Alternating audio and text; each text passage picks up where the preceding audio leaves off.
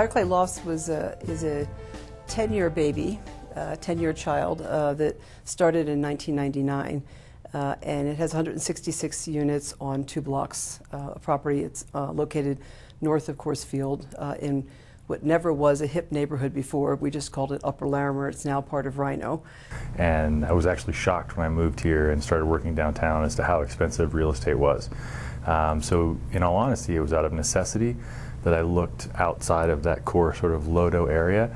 But when I did start doing my research and came across Fireclay, I literally decided that day to put my name in for the lottery. So it was what I could afford that also fit the lifestyle that I wanted to have, which was a creative sort of urban community. Used to be a brick-making company, and it was decommissioned about 30 years before we purchased the property, so a lot of the buildings had been very deteriorated. We kept what we could and kept as many of the elements of the business that we found as evidence of it on the site. Definitely a different change from where you'd have to bike or walk or car into Lodo. Now everything that you need is literally right around the corner. From shops, there's a great vegan market walking distance to us, amazing restaurants, Crema Coffee House, I think it's the best coffee shop in Denver. It's 3 blocks from us. So things have really started to move in, and Fireclay absolutely was a catalyst or an outlier to that tipping point.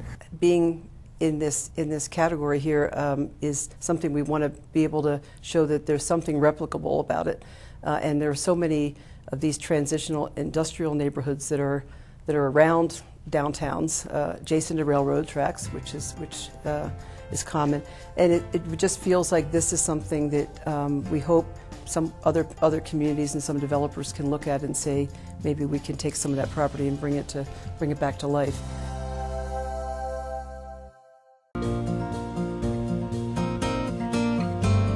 It used to be called the north side of Denver, now it's called Highlands. It was for years neglected and overlooked.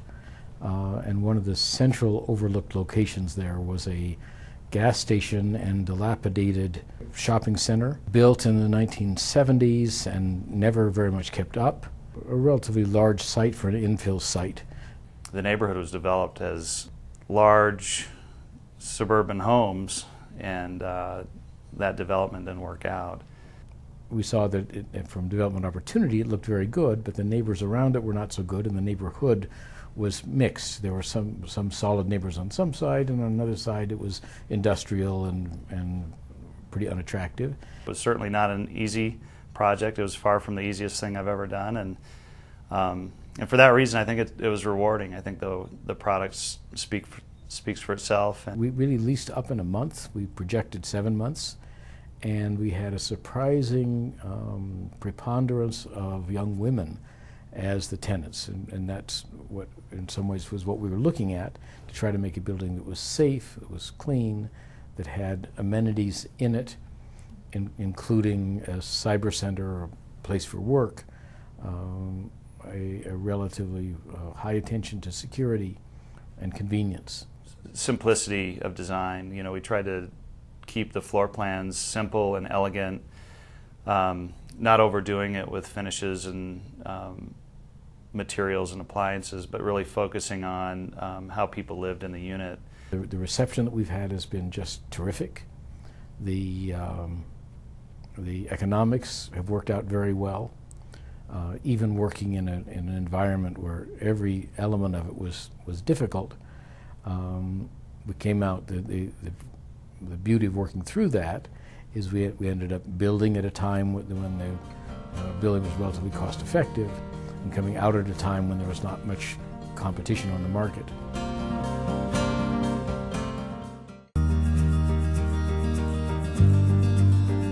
When we began to design the new Hamilton building at the Denver Art Museum, one of the requirements was to build a 1,000-car parking structure.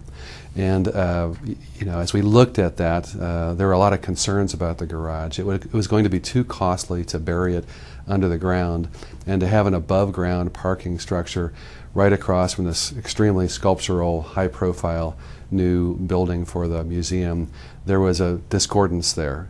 So one of the ideas that developed was, what if we surround the parking garage with other kinds of buildings that would add something to this whole assemblage? lots of moving parts. The museum had a very real and a very hard deadline to deal with for their October 2006 opening, and everything keyed off of that. We had to have the condominium project finished so that the whole site wasn't a construction site when the plaza between the two buildings opened. So we were able to create a sense of place in the placement of the two buildings, the new Hamilton building and then the museum residences together frame the Acoma Street, which is closed and is now called Martin Plaza. It creates really quite a wonderful civic place. People weren't sure if Denver was ready to have high-end condominium living on a public plaza, in a public place. Condominiums looking straight at the Denver Art Museum expansion building, the Hamilton building, in some cases 70 or 80 feet away. And a lot of people were concerned that those units would be hard to sell. What most people don't realize is that there is a rooftop garden above the parking structure in the middle of the garage. We had created really a green roof that is an outdoor space strictly for the use of residents. What's important about infill development is that it needs to really be suited to the context. We need to do things that create not just a great project but a stronger neighborhood. And I really think that's what this project is all about. It has created something very strong in the cultural district. And we love the idea that there are 24/7 uses right here on the plaza as well.